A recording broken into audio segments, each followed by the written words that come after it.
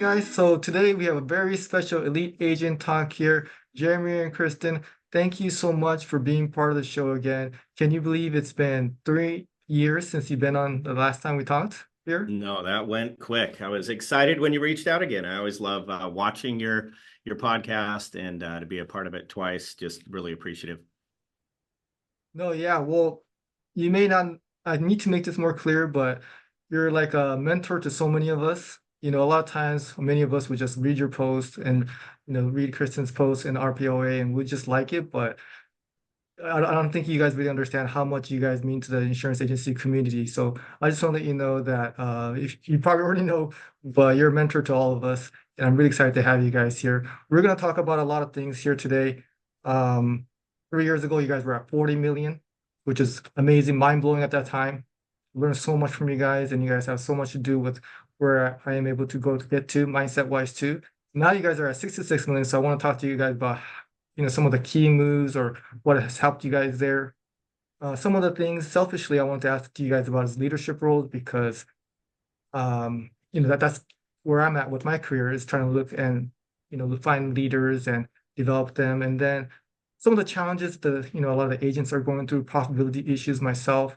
So I want to talk to you about that. And then lastly, you guys will be at Embrace. I'm really excited to see you guys there. So I want to talk about that as well. So yeah, what has the last 3 years been like? How can you grow, or actually in 3.5 years from 30 to 66 million, so doubling in 3.5 years. I know a lot has happened since we last talked, but please, we're so excited to hear from you. Yeah, I would say for me, never wavering. We set out on a path when I brought Kristin on as my general manager now 9 years ago. That was me saying, I want to go to a different level. I really want to grow my agency. And there's been so many things along the way that could have thrown us off that path, the rate increases, the profitability issues, all that stuff. But we have stuck true to what we know works, which is having an inside sales team and an outside sales team and letting them run. So to me, it would be never wavering and just committing to that structure, committing to the daily activity, and committing to hiring just a higher caliber of a person. We continue, I would say, to this day, if we look back each and every year, the caliber that we bring on, because we can be pickier and pickier and pickier as we go through and get stronger. That's really made a difference. Somebody that we might have said 3-4 years ago, we'll try them. Maybe I could see maybe them working out. Now we interview literally weekly, and we are extremely picky on who we bring on. So I'd say that'd be a big part of it. What would your thoughts be? Oh gosh, I would say we learn from our experiences. You're just saying that 3 years ago, I feel like we knew nothing now that we're sitting here right now. Like we've experienced so much in the last 3 years. Just that was during COVID. And COVID changed the face of our business, the way that we hire remote. We have over 20 remote team members now. And before that, we wouldn't have even considered it. But there's so many things to culture that we learned through our experiences through COVID and beyond. We've taken, had 8 offices. Now we have 3. There's so many changes. And I think just all of those experiences, we can learn something, and we're just in this continuous growth mindset. And nothing stays the same. Everything's changing. And so we know that you can never set it and forget it. And I think that a lot of times people think they've just arrived. We'll never have arrived. I feel like that's what we're always kind of chasing, like that next thing.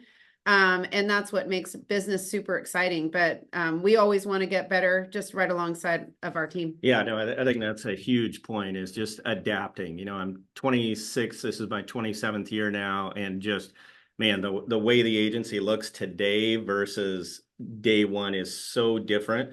The way that it looks compared to 3 years ago. Kristin brought up a great point. Remote, never, ever would have thought about hiring somebody outside of the office. We are a very culture-focused agency. We're all very close-knit. We're, like a family, all that stuff.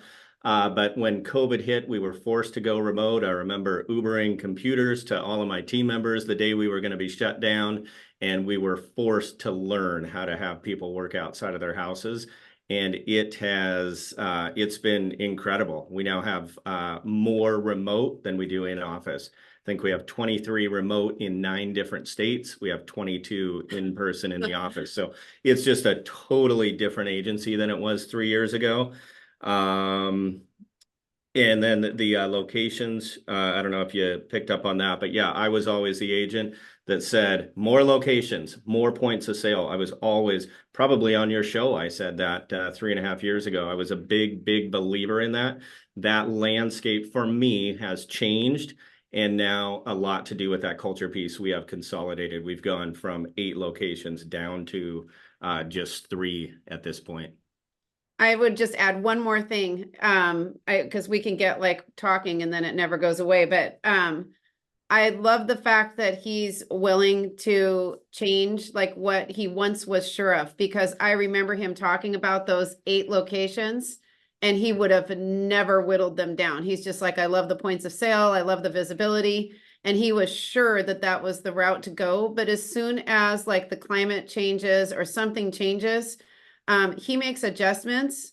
And I think that's really important in business, because what you're sure of yesterday might not be what you'll be sure of today. But it's important to be sure of what you're doing. And so I think that's what keeps the momentum going for us. Dan, when were we on your podcast? When was I on your podcast last? It was December 2020. December. So at that point, we were about a year and a half into even buying leads. Prior to 2019, we never had bought a single lead. Got into it, I'd say, around April, May of 2019. Again, just kind of forced to with higher goals that I was given.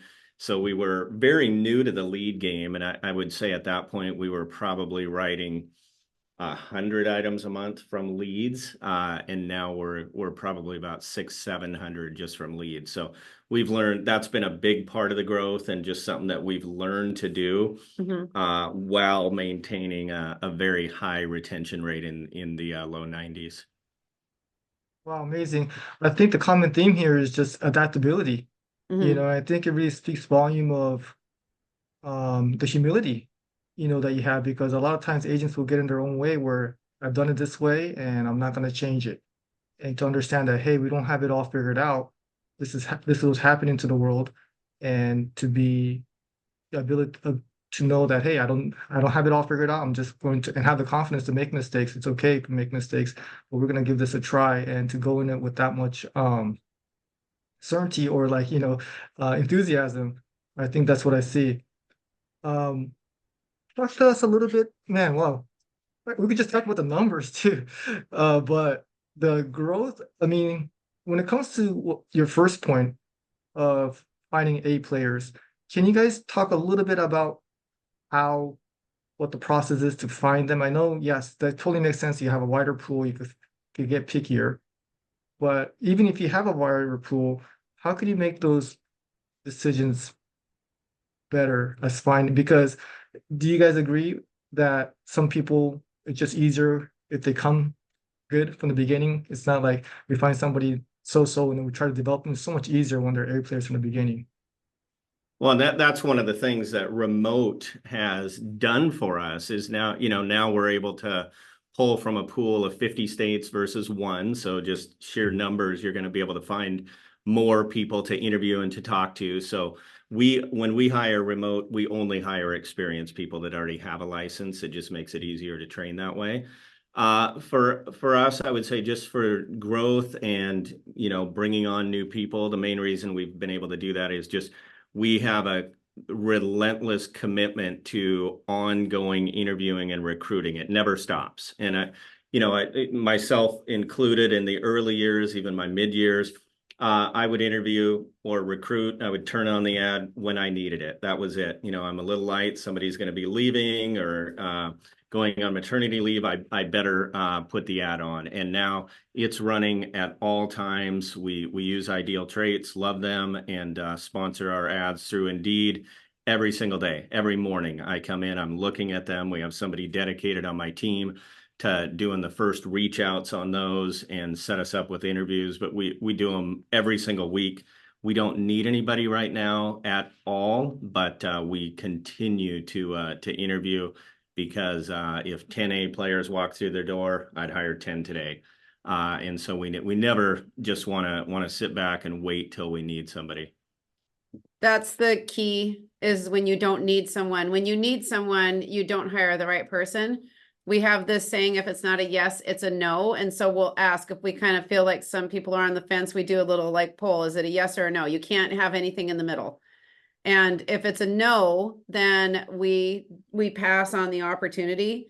I think at this point, because we've hired so many great people, team members, and we've refined our onboarding to be very, very specific so that they get onboarded and they're writing items right away.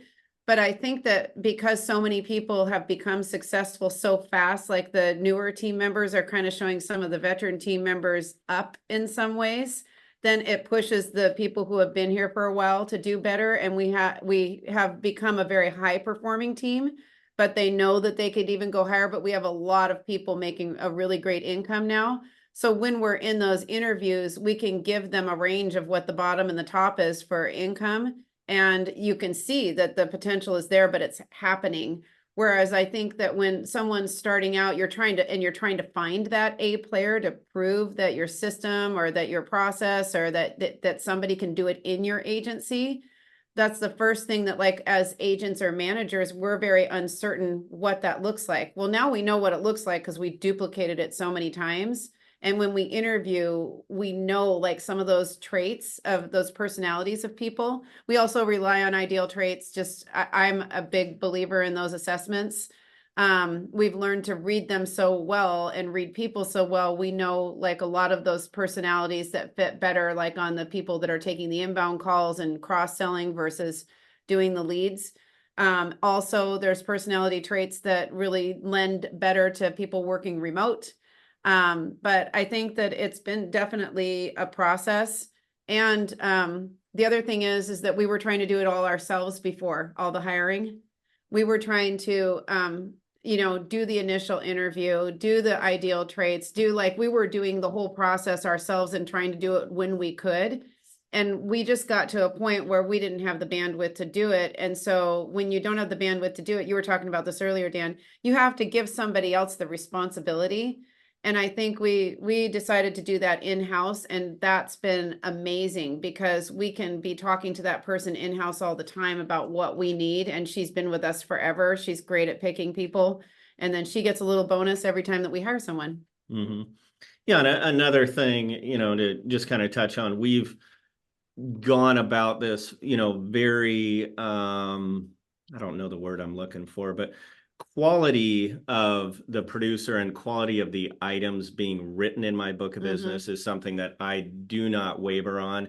There's a lot of agencies out there that they'll turn on their sign, they'll go hire 45 people and half of them leave after a couple weeks, and they're just not putting up quality business. We've gone about this very intentionally and slowly. I would say we're building our team with great people that write quality business. We never waver from leading with the customer. I got into this business, my grandfather was in it, my father, and one thing they taught me was always, it's all about the customer. And that's never changed. I could go buy all the most automated systems and crank out 4,000 items a month. That's not my agency. You have to find the agency that's going to match your personality and what you want. What I want is to leave a legacy of an agency that took care of their customers, which is one of the big reasons why I actually did never want to get into the lead game. Because, they don't buy good coverage from you. They cancel you after 6 months. And I just never wanted to enter the lead game. And we were forced to, 5 years ago when my goals were, I think, doubled. And so I kicked and screamed my way into the lead game. And it's just been a great learning experience for me, watching my team members adapt to that and building an outside lead team. It's pretty incredible, and I don't take the credit for this. I give it all to my team, that we can have a 91% retention rate despite putting on 600, 700 items a month just from leads. We write about 11 or 1,200 a month total. 600 or 700 come from leads. So to have a 91% retention rate with that is pretty incredible. It's because we refuse to be transactional. We refuse to sell on price. My team works every single day on having conversations and taking price out of the mindset. Will people lead with price? Absolutely. Nobody's saying that nobody we talk to, we're able to talk them out of that every single time. Absolutely not. But we do a darn good job of getting people to see the importance of insurance so that it's there for them when they need it. So that's something that has been a big focal point for us in our hiring and in our growth, doing it in a very calculated way to make sure that I still have a quality business, not just some book of business that I churned out by buying 4 million leads and selling them low coverage. We don't do that in my agency. Wow, so yeah, so much good stuff there. But if you're in the insurance industry and have been living under a rock and have not heard of RPOA, this information you get is how to sell it the way Jeremy's explaining. And you guys also had a webinar on how to hire remotely. There's so much value in there. So I don't think anybody there that doesn't know about you guys, but just want to make sure I put that out there. RPOA. I've been a member for 4 years and it has made a huge difference for my agency. But one of the interesting things I'm kind of realizing here, the word you like to use, Jeremy, is unwavering. But then at the same time, you're so adaptable. Well, what's interesting is your core values, taking care of the customers, how to write business. There's certain things that you will not negotiate with. And it seems like everything else, you're so adaptable. And I think that's the combination that results in your agency being as amazing as it is. I think those two things really work hand in hand. When he was talking, I was thinking like the reason why we can hire A players is because we have a set of core values that we live by that are non-negotiable, which are positive mindset, customer focus, team player, self-driven, and coachable. And those, we can have a story in our agency for each one of those core values, a very strong, compelling story of how people are living into those core values. We talk about them all the time. And usually it's the main reason why someone doesn't work out. The reason why someone doesn't work out typically is not numbers. It has to do with the core value. Right. You're not fitting into the culture of what you guys believe in. Wow, great stuff. So that totally explains, but still, there's a lot more to how to get to 66 million, I'm sure, from 30. But kind of the thing I also was on my mind personally is, me being close to 20 million now and with 25 team members, I had a really difficult time giving up the managerial role. I do enjoy it. I like, being involved with my team, but it was getting to a place where it was just too much for me to handle. So it's kind of embarrassing, but until I got to 20 employees, I was the only manager. Everybody else was sales or customer service. So I hired one manager and it has made such a difference in not just the enjoyment I have coming into the office. And I feel like I have so much more time and bandwidth to think of other bigger picture things. So getting the taste of having a manager just right now, but I still need a lot of help of how to structure it maybe, or what type of roles are most important. So if you guys could share a little bit about your managerial team, what type of roles they have, how many people they are responsible per manager, or just a big picture of how you have your organization set up. Yeah, no, I can take that and then you just add on. So I have, again, we're 66 million and I have 4 leaders on my team. Kristin is the general manager. She's been on my team now 9 years. I then have an operations manager, and we have a team of total of 45. I then have an operations manager who has been with me for over 10 years. He does all my HR stuff, the technology, computers, just makes the place run. We always say he's the glue that holds the agency together. So to me, those are 2 very distinct and different roles. When I first hired Kristin, I thought she can be both of those, and it would literally be impossible to do that in an agency my size, to be doing the people stuff and the operations stuff. So to me, those are 2 different roles that need to be addressed. Could they be one person in a smaller agency? For sure. But Cameron does an amazing job here. He works nonstop getting this agency in a place that we're always running smoothly.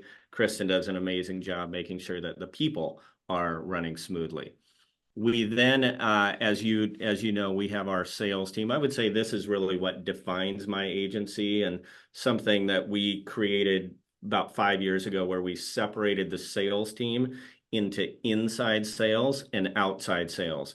That would be like if an agency came to me today and said, what would the biggest tip? I'm just starting in the industry. What's the biggest tip you could ever give me? That would probably be it, to specialize your sales team. And to a lot of agents, specialization means separating service and sales. I personally have never bought into that, because they go hand in hand. So instead of doing that, we specialize in a very different way. We have, again, inside, outside. My inside team, who is led by Ryan, he manages 13 of them on the inside team. Their role is to come in every day and answer 15 incoming service calls. So I only have 5 service people for $66 million, and they rarely talk to customers. They've raised their hand and said, I don't want to be in sales. And so we don't have them answer the phone, because we want people that are calling to be cross-sold. And yes, you could pass them off to the salesperson. In my opinion, there'd be a lot lost there. So rather, I have my service team do what they do best, the behind the scenes stuff that truly helps the agency a ton. But again, they're not really talking to customers. Inside sales, again, 15 phone calls. They do whatever the service work is, the add car, change car. Why did my rates go up? I'm mad at you guys. I need to pay a bill, whatever it is. They do it start to finish on every call, and they make 100% of their sales as a result of those calls. On a given day, they'll take, again, 15 calls. They probably do 8 or 9 full reviews every single day. That's our whole thing, is take those free calls that come into your agency and transition them into a full review. That's where, again, they make all of their sales. It's free. It really, really works well. We sell 500 items a month from just those free phone calls. Then our outside sales team, this is what we created back in 2019 when we decided to get into leads. That is my team that just work leads. 100% of the day, they're dialing out, they're taking live transfers, 12 to 15 brand new leads every single day per producer. Trevor manages them. We have 14 or 15 on that team now, but they would have no idea how to do a policy change or answer a billing question. They're truly salespeople. That's all they do, is sell, sell, and sell more from leads. So that would be just a huge tip for any agency looking to structure their team. That inside outside role or concept has really, I owe that to Kristin. That came about when we were meeting with our own business coach down in Houston in 2019 or 20. She said, why don't we have 2 teams? I never had thought about that. That was a great tip, and we did it, and our production literally went up overnight as a result of that. If you're having somebody be hybrid and do internet leads and service calls, I promise you, half the day they're doing a duty that they don't love to do. We have yet to find one person that loves working internet leads and then the next call answering, why did my rate go up by $5? They're different people. So we put them in seats that they can be themselves and love what they do all day long instead of just half the day. Even if they're good at it, even if they love it, they probably aren't good at both. Yeah, I think that just takes a totally different mindset. It's interesting. A lot of people think of trying this, and they look at our teams and they're like, oh my gosh, 13 on one team and 14 or 15 on the other team. We started out on our inside team has always been probably around 10 to 12 people, I guess. Because we staff that side of the team depending on the number of calls that are coming into the agency. Jeremy likes to see those people taking about 15 incoming calls a day. And oh my goodness, have I heard from other agents where I'll ask their team members, and when we do our inbound sales mastery class, I'll ask them how many calls they're taking a day. And a lot of them are saying 50 and 60 calls a day. 30 is probably very normal. But if you think you can't transition into a cross sell if you're taking that many calls, then it's just like, trial by fire, and you're just trying to get through to help the next person and not get everybody to voicemail. So we staff our team based on the number of calls that we want them to take. That's a really important math formula that what she's saying, we literally staff our inside team based on how many calls come in on a daily basis. So we take about 180 calls per day. So that's 12 team members on that team, on the inside team. Yep. Because we want them all to take 15 calls. Again, 15 calls, they'll do 8 or 9 full reviews, and they'll sell about 3 items every single day. That's what their everyday looks like. We keep a stat in my agency, and 21% of our everyday free incoming service calls result in a new policy being sold. You do the math, whether you're a $2 million agency that takes 10 calls a day, that's 2 policies a day you can be selling for completely free. No lead spend. You don't have to learn the lead game, just by learning how to extend your everyday service calls. Our average call, also, this is a big thing that we focus on, is talk time. A lot of agencies have been trained, again, specialization, service, sales. They've been trained, if somebody calls in for a payment, that's like a 1 or 2 minute call, and they're off the phone because they want to get to a sales call. We have no 1 or 2 minute phone calls that come into my agency. We extend all of them. Our average call is over 20 minutes long. Our average call, when you divide the total calls every day by talk time, it's over 20 minutes. Some are 40, some are an hour, some are 15 minutes, but they are long calls because they're transitioning them to reviews, building great rapport, uncovering gaps. It doesn't mean they sell something every time, 21% of the time, but on almost all of them, they will make a change. It could be just adding towing, adding rental car, cleaning up the liability limits. It's something they do on almost every call. So you talk about retention. What a great retention play that is, to have just wow your customer and speak to them for 20 minutes versus, thanks, Dan, I got your credit card on file. Is that all you want? Anything else? Here you go. And their payment's done, and you move on. You do not remember that interaction, versus with our team, we're pointing out things about their policy. We're thanking them multiple times. We're just being just a person to them, just so that it's a memorable and enjoyable conversation. And that's a big, big part of why we've been able to keep our retention so high. Yep. The other thing I was going to say is, as we've grown so the outbound team, we started with probably about 5 people on that team. And we kind of went back and forth with and you managed. We hired I managed, well, both of them at first. And then we had an inside manager, and that person didn't really work out. Now we have one that worked out really well. But the outside team, we had a lot of movement in it because we had a sales process for our inside team. And the outside team, we were like, oh my gosh, this is a whole new learning curve. They actually have to have a very structured process in a different way. The coverage conversation is the same because we're going to review someone's coverage on the inside or the outside. That's the service that we provide, no matter whether you're with us or not. That's how we have the great retention. That's how we write great business. But the outside team, we had to change the way that they talked at the beginning of the conversation, help them learn how to be super agile with front end objections. We created a process for back end objections called the grid, because almost every single time they were getting some sort of hesitation. They would send it to me in an email. I need to talk to my spouse. I don't think that, I can afford it. All of those back end objections. And they just felt like, oh my gosh, how do I do all of this? So we kind of got intensively into creating more talk paths and ways of helping them.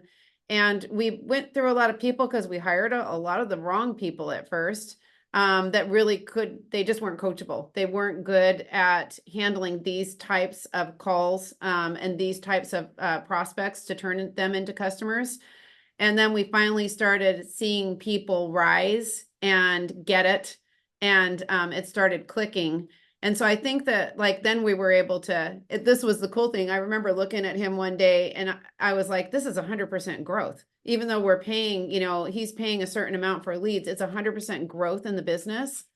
And you can hire as many people as you want doing that. There's no limit. And so that's why we're always hiring, because there is a little bit of a limit on the inside, but on the outside, if you're doing that, there's no limit. Well, and speaking of losing people, I'd say that's a great tip to share with agents too. You have to be okay with losing people. We've all heard that, quick to fire, slow to hire, whatever the saying is. I'm great at sayings, by the way. But we've all heard that. And I'll tell you, the first 17 years of my career, I prided myself on never losing anybody.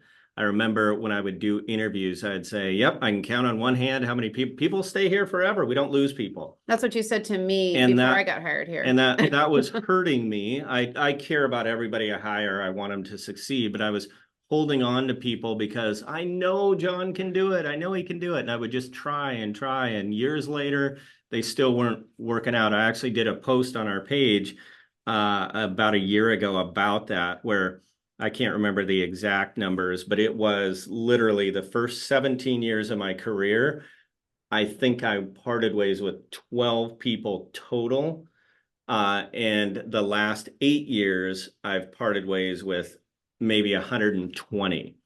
And that is the reason for this growth, because those 120 would still be sitting here today if I didn't force myself to be okay saying, this person's just on their journey. This isn't their last stop. They're not made for this industry. I'm not going to be able to fix them. Mhm. And as the owner, I'm not going to put up with average. Mhm. We provide an amazing income opportunity, amazing office space, culture, benefits, all that stuff. So if I'm going to do that, I've got to expect the best. And I always talk to agents about that, whether you're an agency with 3 people, 10 people, 30 people, whatever your number, imagine how much less stressful and how much more enjoyable your day would be if 100% of your seats were filled with the right people. That should literally be mission number 1, no matter what size your agency is, so that you love coming into work and you don't have to worry about, are they going to do this? We should not be spending our time begging people to do the activity or the expectations that we set aside. We provide a great opportunity. It's their job to fulfill it and to answer to our expectations. So that was a huge learning curve for me, because I really do struggle with letting anybody go, because I care about them. I hire them as a person above anything else. And it always pains me when somebody doesn't make it. I think when you go through any change, you're going to see that movement with the people. So if you're like restructuring your business, any of those things, people don't like change, and you can't be scared of losing those people. We've gotten to a point where we're not there anymore. But for a while, it's just learning how to hire people for a new type of, working a new type of business. We lost a ton of people just when COVID happened. Some people emotionally just were dealing with things with their families and things like that. So there were lots of different reasons, but it seems like now we've got this really stable group of people. They get so excited when we hire someone because they know we hire such great people. And I would say we usually hire about 1.5 people every 2 months is what we probably end up doing. But we're not losing anybody anymore. I think the last time we lost someone was probably, I don't know, maybe I guess we did lose one person recently, but it's like maybe 1 or 2 a year, which on a team of 45 is not that bad. So, and we're going to continue to grow. We have goals of how big we want to grow our team, but you can't take people's blood when they come in. We have so many people that have, stayed for so long, and sometimes people are on their journey and you just have to be okay with it. You can't be scared of losing people. Oh, that was powerful stuff, because that's kind of exactly how I feel presently, my pride of not having lost anyone. Our employee retention is so good, but I'm just thinking in my head right now, like, that's probably what's best for the overall agency. So I think there's a lot of agents out there, including myself, very strongly, that I'm in the situation. So um, fear of losing somebody, all that training, all that investment, but still believe, like, optimism, positivity. But I think that is something that you guys shared right now. That's, now that I think about it, holding me back. So thank you so much for sharing that. Um, so for the leaders of the inside team, the outside team, what kind of expectations you have for them, or what kind of roles, or how do they manage those teams?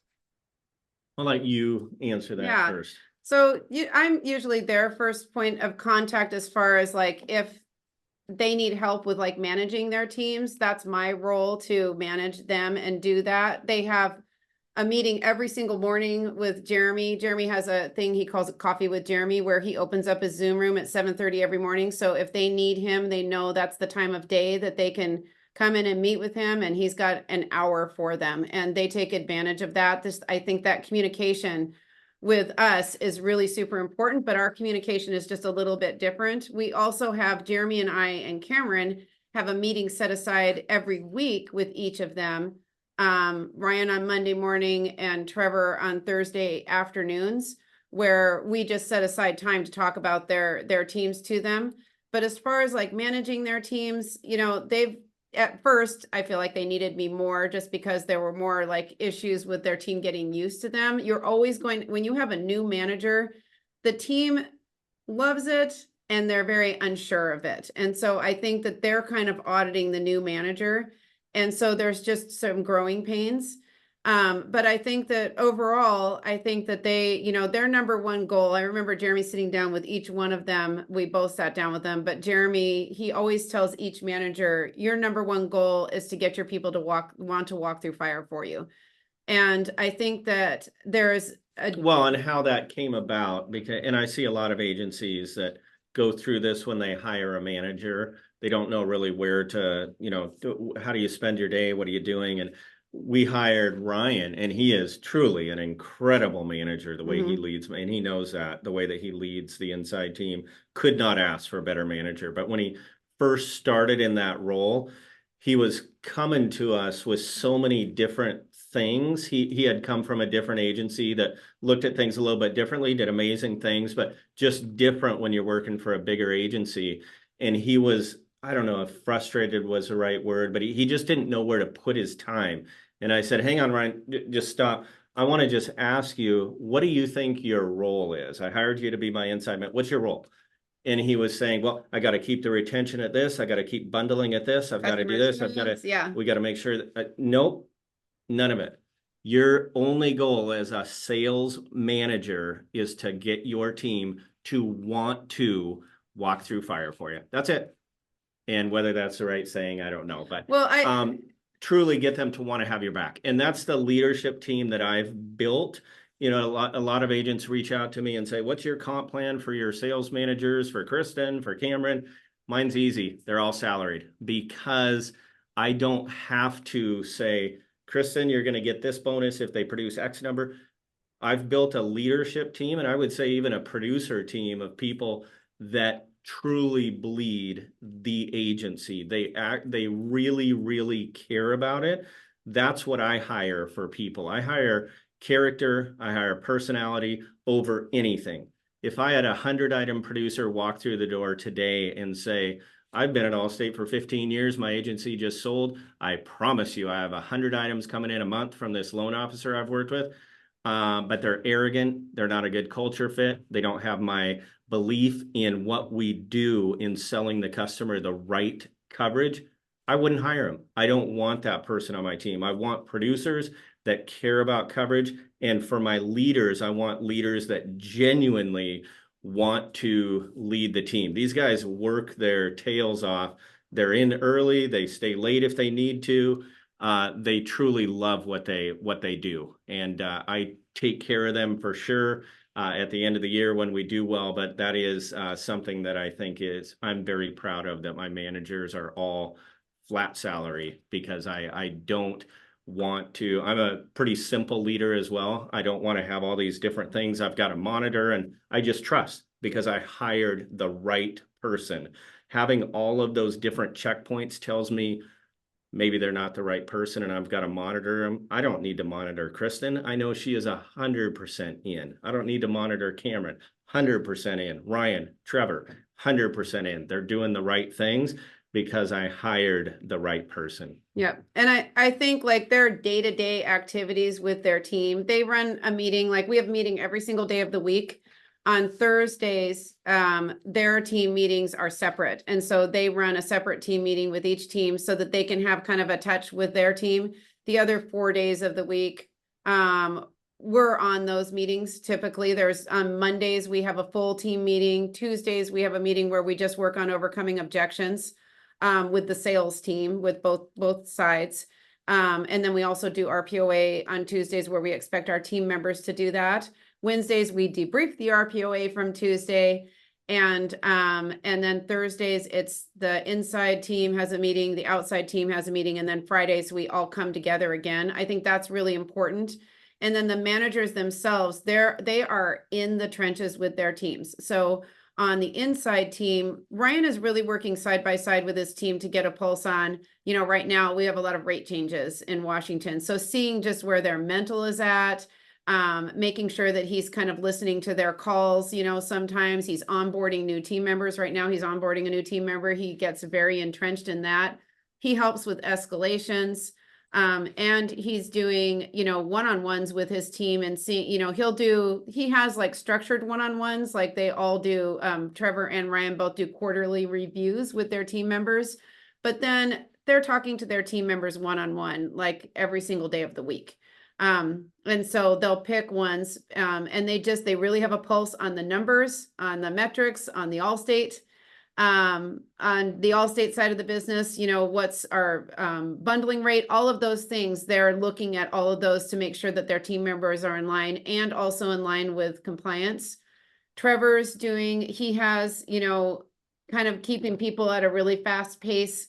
With leads, it's kind of managing those people is a little bit different because their numbers can drop really super fast if you're not paying attention to it. So I think his big challenge is always like, let's make sure that he's ahead of everything so that Jeremy doesn't notice it first. That's what I always tell both of them. Like, you don't want Jeremy to notice it before you notice it.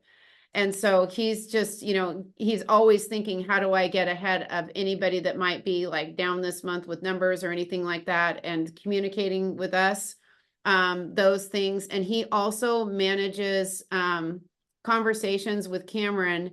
He and Cameron are working with the lead vendors. We have somebody that actually analyzes our leads for us. And so Trevor is pretty much the lead on that one. He'll meet with him every single week. I listen to the meetings, but I'm not on the meeting. So I'll probably sit in the room. Jeremy's on it and Cameron's on it. And I kind of just like listen to see what's going on. But that's, was really important for Trevor to be involved with leads because his team is taking those leads. And so he's a direct line of communication with that too. And that does take up a lot of time, like just knowing what's going on with the leads. We've had challenges sometimes where we don't have them anymore, where we weren't watching it as closely as we could be. And all of a sudden you would notice the outside team, their numbers would dip. And then we would find out that some kind of like filter was left off of, something that the lead vendor was doing. The contact rate was like way down from where it was because of another filter. And now that we're really on top of it and have Trevor helping with that has not happened for quite a while now. Mm-hmm. Wow. Yeah, it sounds like a lot of meetings that are already scheduled and in place. I think that's one of the things I'm getting from this is that to have it scheduled already, so there's a cadence to it and a rhythm to how your guys' weeks go. So that's something I'm learning. It's interesting how you said you're managing your managers how to manage. So that's an interesting level to get to. It's fun. It's fun because they're like, they want to know like how to have more effective conversations with their team members and sometimes how to coach their team members. At first it was like, how do I lead these meetings? And then they've just come into their own. Sometimes they're way more creative than we are. I get really impressed with some of the tools that they use or the tools that they learn. And it's fun to see them innovate and create. And It's interesting bringing new managers into the leadership team as a whole. Like it was Jeremy and Cameron and I for the longest time, and we became kind of like the three musketeers and experienced so much growth together.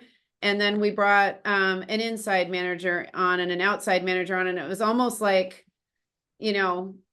we weren't so sure that all five of us were gelling together. It was kind of hard going to our business coach and all five of us contributing to the conversation and not sure where their heads were at. And all of a sudden we saw this synergy take place.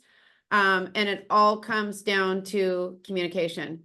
If you're not communicating often, that's when you get into trouble. Every single time we've had any kind of a glitch with our managers, it's because we just didn't know something that we should have known.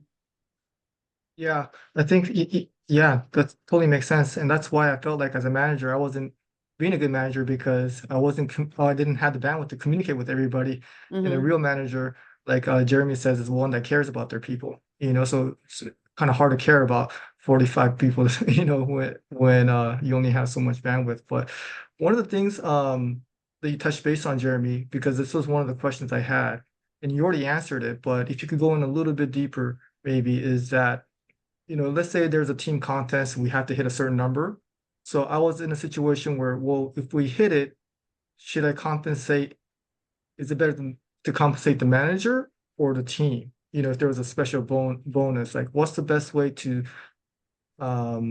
get the most out of a performance incentive situation? So I already know your answer, but can Or you a manager.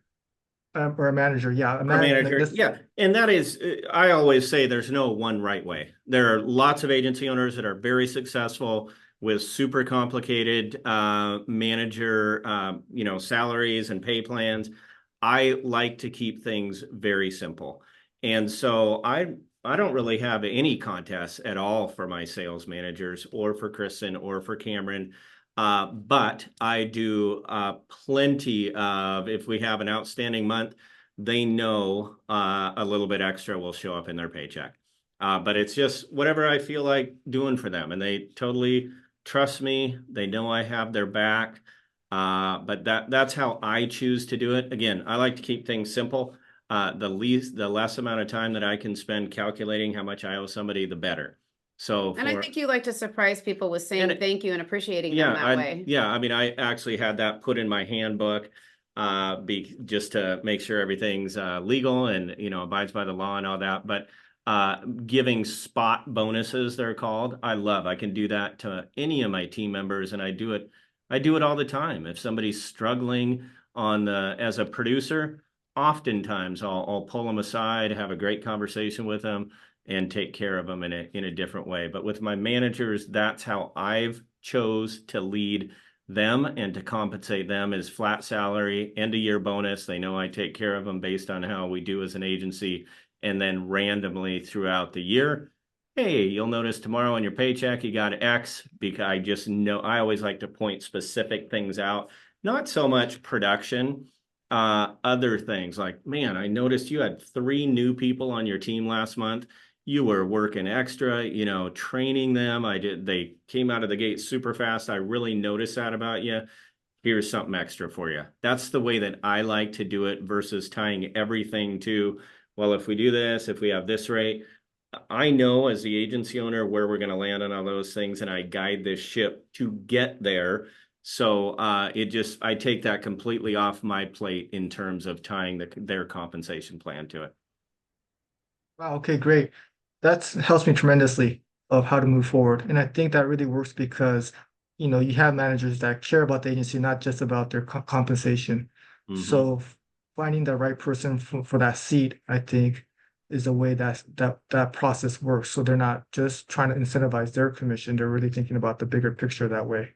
Yeah, no, and then every year, kind of a funny story. And I realize my leadership style is probably a little bit different than the norm, than the textbook. It's what works for me. And I think that's very important for every agency owner, every business owner to know you have to play to the hand of your personality.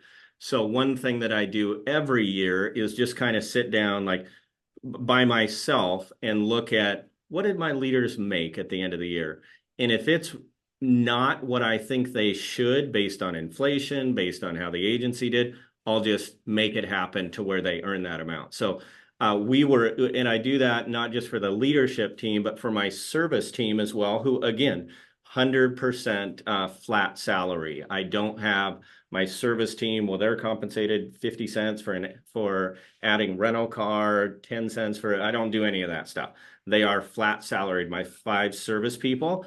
But I do the same thing with them at the end of the year, is just sit down and analyze where they're at. So it was funny. We were at one of my EOS meetings last month, and we were going out to dinner, Cameron, Kristin, Trevor, Ryan, and I said, guys, tonight before dinner is served, we're going to do a fun exercise.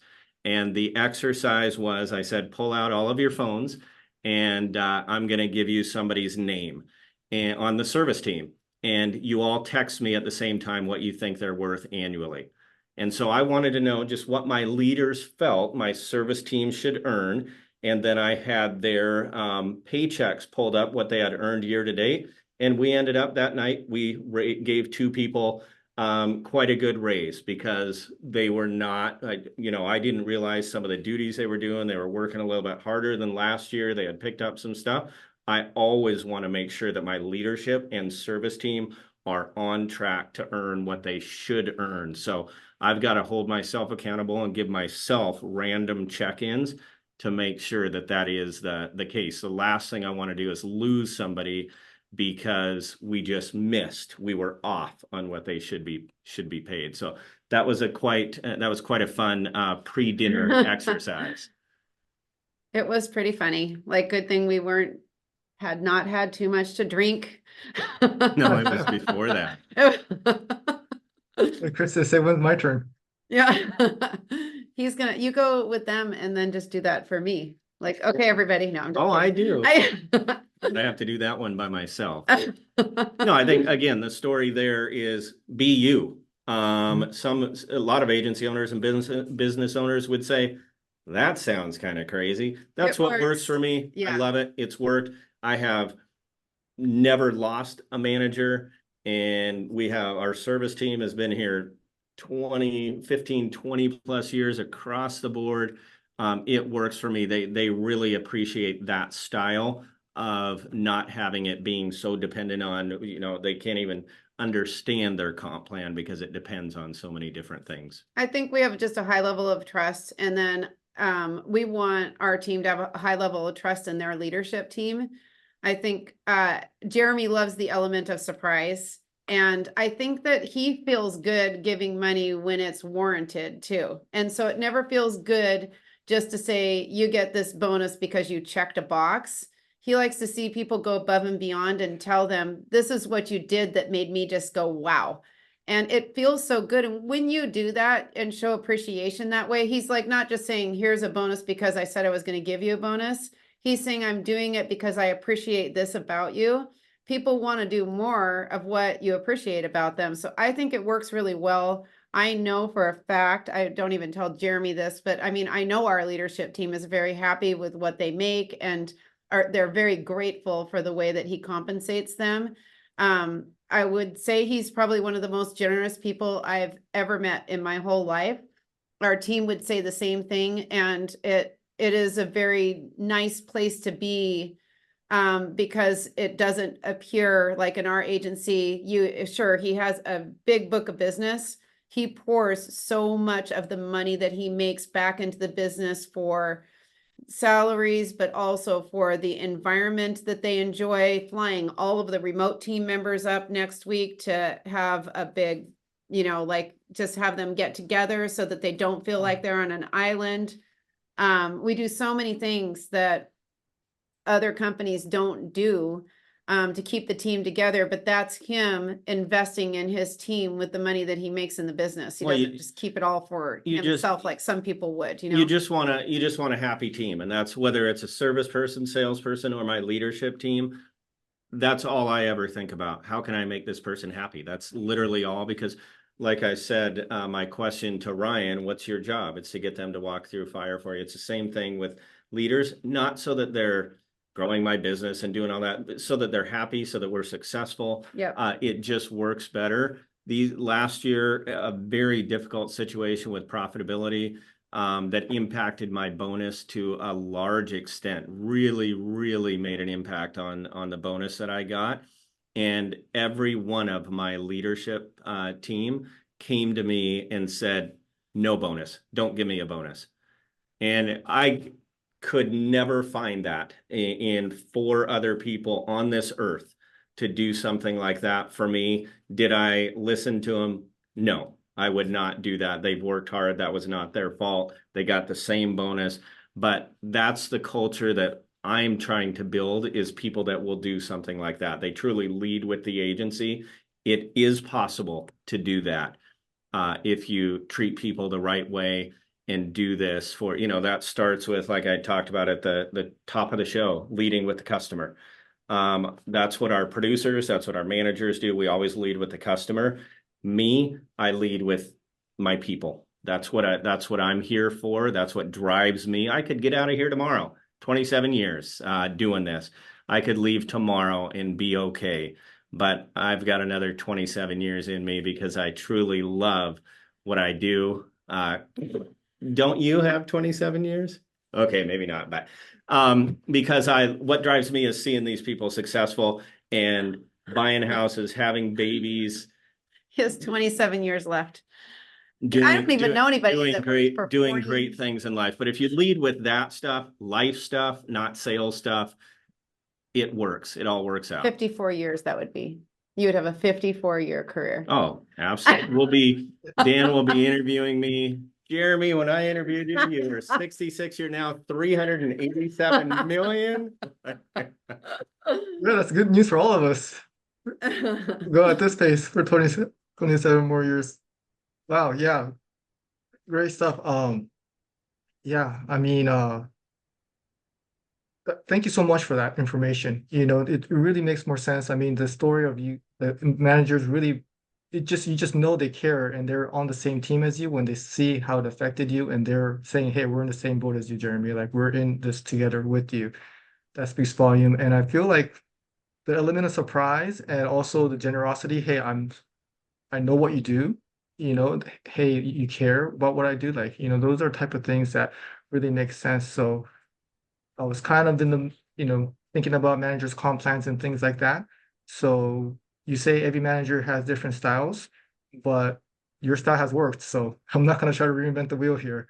And you're my mentor, even if you don't know it. But so I'm gonna go with that route, and I totally makes sense for me. So I appreciate your transparency there too, and it just totally makes sense to me. But it's just these type of conversations, you don't understand how valuable it is for us agents to see things through your lens and expertise and experience. So talking a little bit, Jeremy, also, and Kristin, about last year, different states, we all had challenges. And for me, I've been pretty conservative with my, growth as far as financially. I mean, I'll spend everything I have into the agency, my personal expenses, I really audit and things like that. But I never really gotten too crazy where, you know, like for you, for example, it takes a lot of guts to take out the size of loans you do. But, you know, many of the months last month, it occurred to me, and I'm not used to this, where the agency will not make money, unprofitable and large sums of money for me for 6 months in a row. And it's something I stomached, but I just want to know how you feel about that type of, or maybe that type of experience you've had maybe these last 27 years where things weren't looking good financially, and how you're able to get through that type of risk taking when it comes to operating an agency. Yeah, no, and again, every agency owner has to do their own style. My personal style, I love the insurance world. I think it's going to be here for many, many years to come. Every few years, there's going to be an obstacle. Never will change. I've been in this 27 years. I can point to probably 4 or 5 very difficult times that hit the agency for us. 2019 was one of them. That's why we had to get into leads.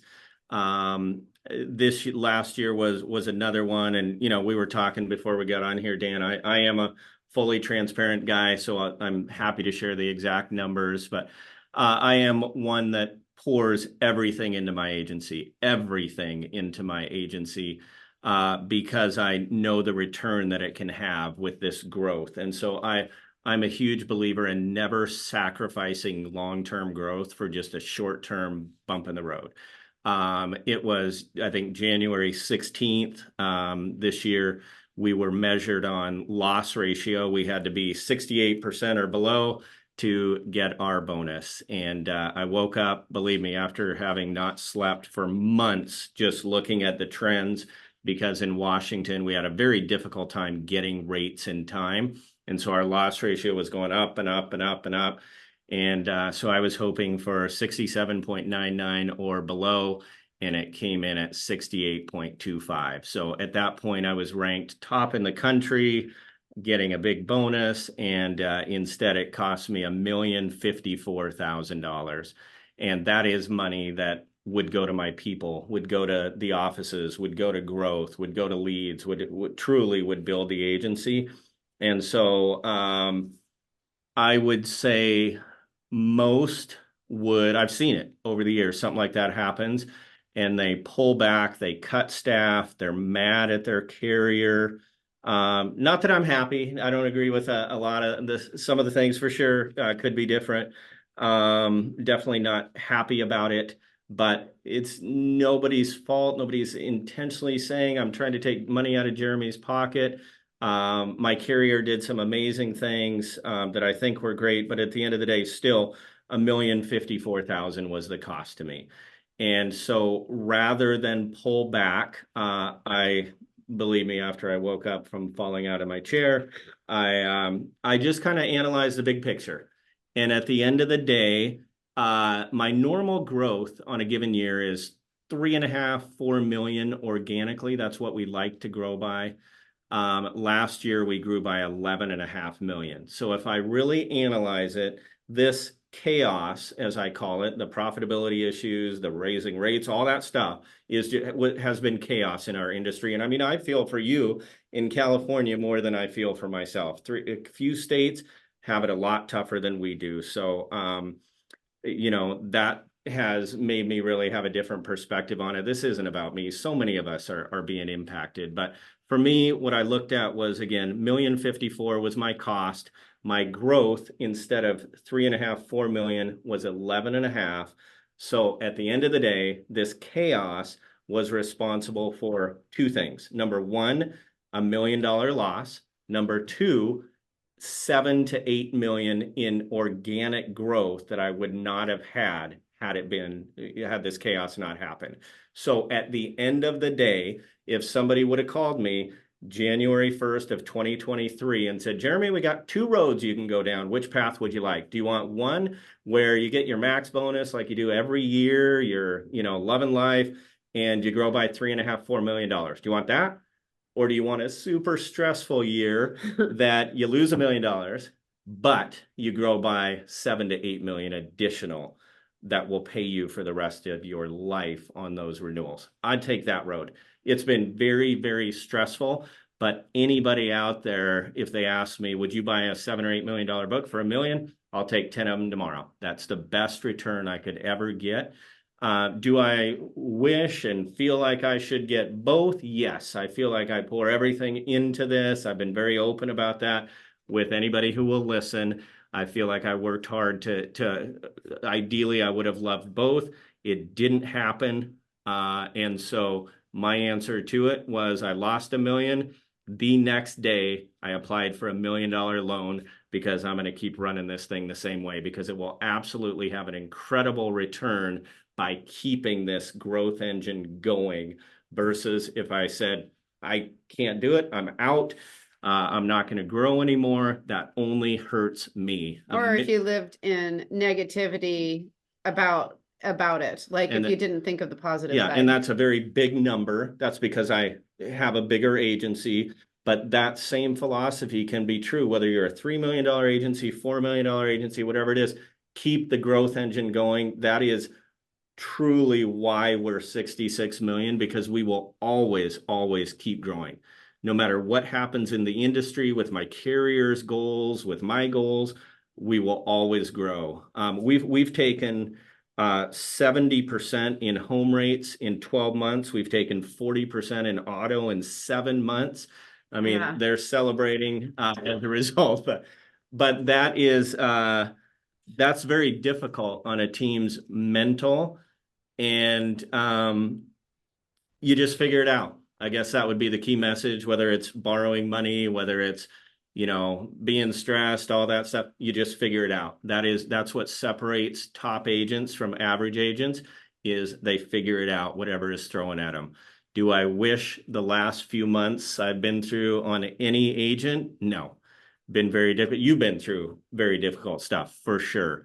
But we just figure it out. That's why you're successful. That's why you're back in the game in 2024 doing great things. That's why we'll have a great 2024, because we stayed in. Wow. Kristin, what was it like to see him process that situation? Well, it's stressful to see the stress, but honestly, he processes it like he processes any stress. I think he tries to get ahead of it before it happens, and he goes for every avenue of like, how can I make this work? And then if, the inevitable, or if the worst case scenario happened, which in his case, the worst case scenario happened, I think there's a time to say that really stinks, and feel bad, because that's normal and human. But I think that he gets up and he says, how do I keep on going? And I think that's the difference, is he keeps on going, and we're always behind him because of that. But, definitely I tried to do everything that I could to support him in that situation, but there's not much that you can do. It's pretty hard to see from the outside, especially in a situation like that. I always ask him in every situation when it comes to like the business, like he went out and he got a loan for $1 million because he wanted to make sure that the business can keep on running at the pace that he wants it to run. But I always ask him, what does the future look like? Does it still look bright? Well, and speaking of $1 million, I tend to make a habit out of that. I think on our last show, we talked about that it was, 2019 when I was dealt very difficult goals, doubled. No way we could do it. And there was no remote hiring at that point. It wasn't a thing. We couldn't hire in downtown Seattle. And so that's actually why I got into the lead game. When I was given my goals, we went and started a scratch agency with 11 people that had no experience. I guess 1 or 2 had experience in a city 300 miles away. And we got into the lead game without knowing anything about leads. And I borrowed $1 million to do that too. And the result was, we are, instead of 30 million at that point, we're 66. That's why. And so that $1 million that I borrowed has long been paid off, thanks to my team members' production, thanks to the growth, thanks to the great leadership. But investing in my agency never scares me, because I know where we're going. I know we have a great machine built. I know we have great processes in place. So to do those things never bothers me at all. A lot of people, I get it when they hear you borrowed $1 million after 27 years. Yeah, that doesn't feel good, but it's for a very intentional reason, to keep this growth machine going, because I firmly believe we have great years ahead of us as insurance agency owners, with the rates going up, our books growing at the level they are. That's all great stuff. Getting through it with our teams, their mental health, that is a challenge for sure. That is where so much of our energy goes right now, is not only the growth, the mental health of our teams as they help navigate these rate increases for us. I mean, sales is like that anyways. I think that it's, a game of psychology. There's so many highs and lows that come with sales, even without rates. It's always going to be that way, but it's been more challenging with the rates. But I think that it's just that can-do attitude. And I would never say, he puts the money into his business, but we know how to manage his investment. And I think that's really super important, because a lot of people don't do it if you're not set up to do it. Yeah, if you're not set up, like, you have to actually manage your business and be in your business. I've seen so many agents, like, they buy an agency, or they say, oh, I just put money into my business, but they're not actually in the business running their business. And that, like that is really important. He knows exactly what's going on in his business. He knows exactly what he wants. And he's leading the charge, and we're following through with the things that he wants and managing that investment that he's putting in the business. And you can't do it unless you have like the engine running too. Yeah, the system's in place, but yeah, it starts with I could just feel the certainty, of we're gonna grow no matter what, Yep. and that's the leadership that is all about. Is it starts from, that certainty and the unwavering, non-negotiables that we're gonna grow no matter what. So I hope all the agents out there complaining about, what they're going through with their 600 policies heard what Jeremy went through and realized that we shouldn't have any right to complain about anything that we're going through after hearing that story. Oh, and So I don't claim to have it the worst. I feel for California, New York, New Jersey, Florida, very difficult times. So I was just a small piece of it. My number sounds big just because it's a larger agency, but man, hats off to so many agents who have navigated much worse than I had to. but I think like you said, we all have gone through some challenges, but you found opportunities within them. Like some of the things that is came out of these challenges are things that took really your good agency to things. the Yeah. whole nother level. Yep. So when you're going through it, it seems tough, but if you look at it, a lot of times these struggles is what creates the next opportunity growth. So for your story, obviously in a bigger scale, so that gives me a lot of confidence to know that, hey, things may not go the right way, which it hasn't last year, and it feels good to kind of have somebody to relate to and see that attitude coming out of it, because it does depend on how you respond, and how you responded it sounds like it was almost immediate, but that's a gut-wrenching situation where it could be a career killer, and to respond the way you have, it just shows, again, your leadership, not only for your agency, but for agents all over the country, how to respond when things like that happen.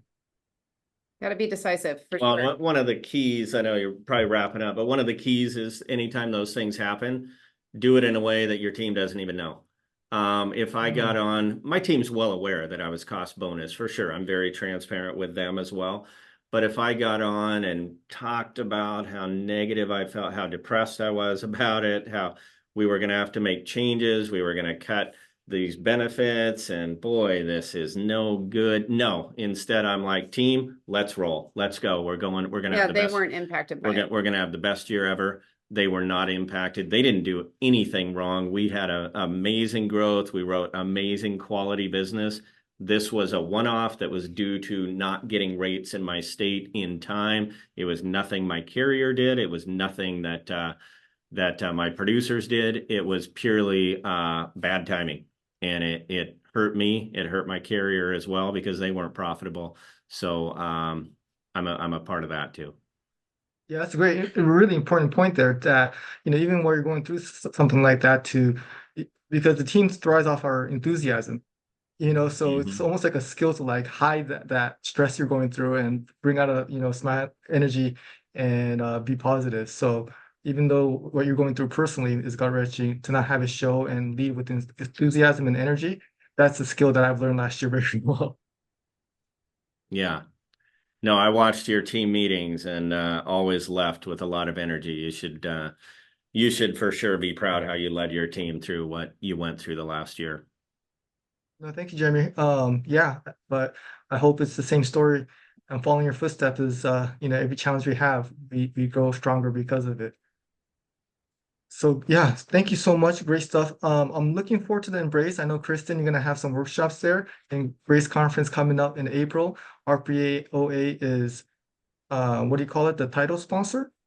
So We thank you. are, yeah. Yeah, thank you so much. Yeah.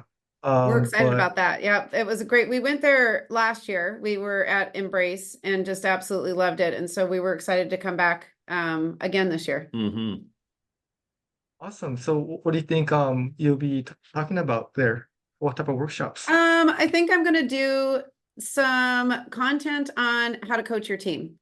So, and do some peer-to-peer coaching as well. So just, I think that a lot of times people will start coaching their team and it's almost like they're criticizing their team instead of coaching them, giving them all the things that they're doing wrong and not building the confidence that they really want to build in their team. And so I'm going to give some specific strategies that I use to build confidence, build team culture, and build, pure, like that peer-to-peer feedback that people can have too. So the coaching can happen even when you're not there. And so that's been something that's made a huge impact on our agency, and I think the culture in our agency, and the growth with people's numbers, and I think their attitude too. So we thought we would share that. All right, great. Good Yeah, stuff. really looking forward to it. Well, thank you guys. One last time. You guys have done so much great things for the agency. I also really want to just, acknowledge you also, Jeremy, for just incredible how big of an agency you have and how much stuff you have going on and your just availability for us. For me personally, like, moments where I had a difficult situation, had some questions, and for you to jump on a Zoom call or, message me on Messenger. I think that speaks volume, and maybe that's because you have great leaders. Because at times when agents reach out to me and I just don't have the bandwidth to be available like you do. So what you do, not only growing your agency, but really agents in the whole nation, the availability is something I truly appreciate. So really thankful for what you do for the whole industry. And hopefully we could do our third one sooner than 3 years, because we'll be at 90 million soon, and maybe that's the time we'll set this up again. So No, that sounds great. And yeah, I feel lucky to be asked by agents like you to be available. I love, that is truly a passion of mine. I love talking to agency owners. I could do it all day long. So never a job to me. Yep, you are definitely a pleasure to talk to, Dan, and it's fun to see your journey as well. I remember when we first talked to you, I think you were at 10 million. yeah, and RPOA, I wasn't like the earliest one. Well, I was pretty You were pretty darn early. Yeah. yeah. We had you on and doing role play that one time too. Oh yeah, that's right. With Troy Korsgaden. Let's not bring that one up. We She should ate me do another alive. one. Yeah, put me with somebody newer, please. But yeah, the link to RPOA will be in the description. Everybody, please check it out. It's, if you're in the insurance business, you have to be learning from Jeremy and Kristin. So once again, guys, it's been a pleasure, and we'll be keeping in touch. And seeing you Thank you soon. so Sounds much. good. Thank you. All right, thank you.